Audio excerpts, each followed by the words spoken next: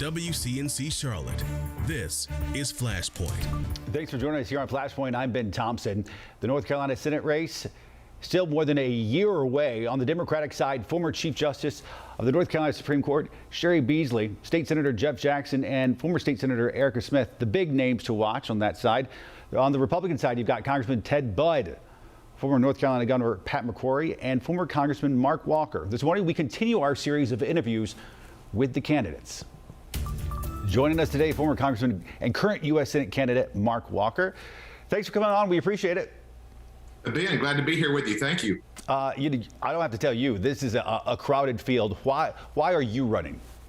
I think it comes down to a pretty simple measure. It's our record in the U.S. Congress for 6 years of being able to go into the swamp, maintain our conservative credentials, but do some things that frankly had not been done before. Youngest member ever to chair the largest caucus, last member to get a balanced budget amendment to the floor. And I did all that while still winning and being the only elected Republican to give the commencement address to an HBCU, as well as winning the UNCF's President's Award. So you can go to D.C., you cannot compromise, hold your values, and still speak to all communities. That's what we did for a pastor for 16 years and the last 6 years in the U.S. House. More on that record coming up in just a minute. But first, we know that at this point, Tim Scott of South Carolina, Madison Cawthorn, as well as Mike Huckabee, all have endorsed you, supported you. We know Ted Budd has got the support of President Trump, which we know is a weighty thing in the Republican Party. And then you have Pat McCrory, who's perhaps the most well-known person in the race, at least on a statewide level. What do you see as your lane in this race to differentiate yourself from the others? Yeah, my lane is the people, not DC super PACs. When I ran in 2014, ran against Phil Berger Jr., we know his dad, Phil Berger Sr., as well as Phil Berger Jr., good people, but part of the establishment name in Raleigh and in North Carolina.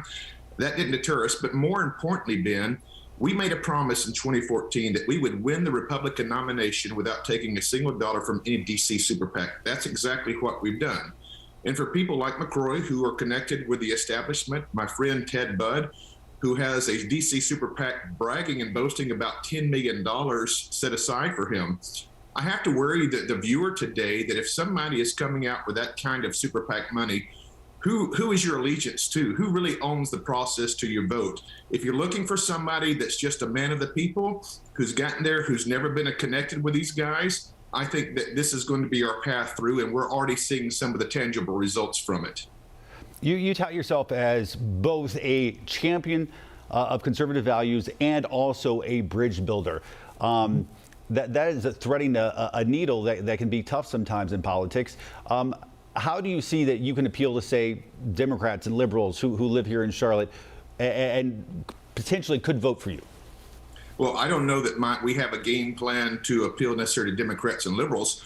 What we do have a plan to is make sure that we're appealing to people in North Carolina who want to make sure that they put this country first, to put this state first. And that if they're looking for somebody that's not tainted by the swamp, then we're going to be their choice. We've got 6 months to play that out. For example, I have the #1 rated America First pro-Trump conservative score. I think Mr. Budd is 4th or 5th just among our members of North Carolina, the congressional delegation.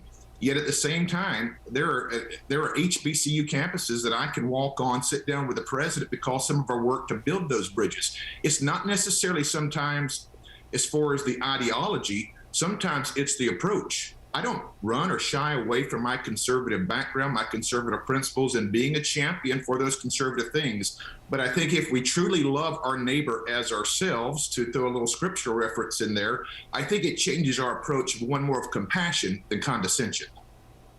Funny you say that, because you talk about scripture and you talk about taking a different tone in politics. Would you say that the way you approach politics is different than, say, Donald Trump? Yes, I think that's fair to say. Now, we have the same goals in mind to be able to further an agenda of individualism and hope and opportunity and prosperity for all.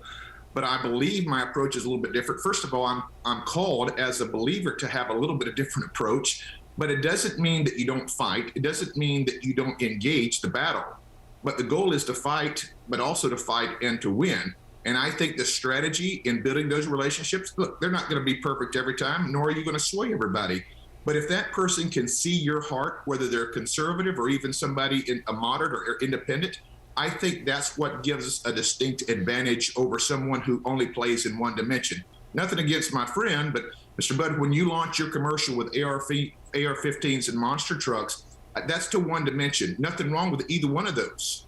But are you or can you be more in a state like North Carolina? We have been more. We've been able to prove that we've been more. And I think that's going to be enough to win this U.S. Senate primary race as well as the general election. This week, the governor said he is calling on religious leaders to help get more people vaccinated and dispel rumors about the pandemic. I'm going to run a quick soundbite and then get your reaction. Sure. Faith leaders from all religious backgrounds can be trusted figures in their communities. Their word can go a long way in encouraging people in their congregations to talk with doctors and understand that these vaccines are safe. Of course, you were a pastor for some 16 years, so I wanted your opinion on this. Do you think it's a good idea for the governor to lean more on religious organizations? And also, do you think that religious leaders should be doing more? Well, I think this is where the medical providers come in. My wife's a founding nurse practitioner, Wake Forest Baptist Medical Center. Yeah, I would trust my medical provider. I would trust my pastor, but I don't know that I could say that I would trust my governor.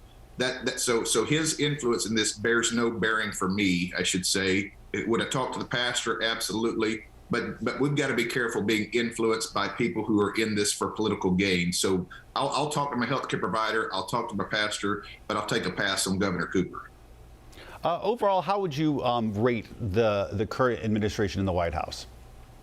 Well, that may be the easiest question I guess you've thrown out there. It's a complete F. And if you look, don't just take a conservative Republicans. If you look at the drop in polls over the last 2 months when this administration, Joe Biden doesn't make a lot of his decisions, but one he owns is the debacle in Afghanistan. He's actually said that Vice President Kamala Harris is the one that's leading the effort at the border. Those are probably two historic failures that we've seen unlike any time in the past. So yes, I think that most people, if they're being fair, would give this administration a complete failure position. What would you give some of your opponents right now in the primary? First, I'll start with Pat McCrory and the job he's done while in office, whether it's his time as governor a few years ago or anything else. Overall, what kind of, I guess you could judge on conservative credentials. Yeah, I'll do an overall view if that's okay. I think Pat is a good guy. I like hanging around Pat. We have a good time connecting just one-on-one.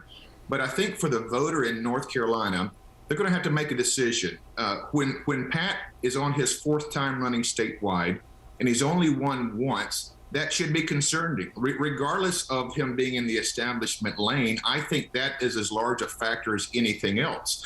When other Republicans below and above him on the ticket have won repeatedly, and he's not been able to do so. The reason why that's so important, Ben, is Chuck Schumer, from what we understand, is going to make this the most expensive U.S. Senate race in history. You're going to be top of the ticket.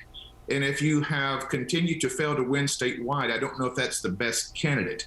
That would be, so I don't know if it's necessarily a grade specifically, but that would be my concern moving forward for the former governor. And size up Ted Budd? You know, I just think you have to be careful aligning your wagon to somebody who has been bought since day one. If you look at the 2016 election, his super PAC came in, spent $600-something thousand. As I said, I never took a penny from a DC super PAC. The reason that that's so important, there's going to be critical moments and critical votes like we have seen in times past where that special interest group is calling you. They've called me. I didn't have to vote their way. But when somebody comes out and says, look, let me back it up this way. I think Ted's a decent guy, but this is someone in Congress who has never passed anything, who has never led anything, who doesn't even have the top Trump score in his own state. So why is it that a super PAC, DC super PAC, would come in and boast about spending $10 million? In fact, they just bought $3 million of TV to try to boost the numbers. That should concern all of us. Decent guy, but once you let these guys get their hooks in you, as I like to say, once you give your voting card over to the swamp, they never give it back. It strikes me, though, that all three of you are running as outsiders, even though all of you have been in politics for quite some time. Well, I don't know that that's been our brand, but I will tell you this. I think experience to be able to go in the middle of a place like D.C. without being tainted, without selling your soul, without getting bought up by these D.C. super PACs or special interests, I think from the voters' perspective, that's the kind of person that I would want to get behind, not somebody who's going there for the first time, and certainly not somebody who's going there who's already been bought by the D.C. swamp. All right, Mark Walker, thanks for coming on. We appreciate it. Been my privilege. Have a good day. All right, take care. More Flashpoint after this.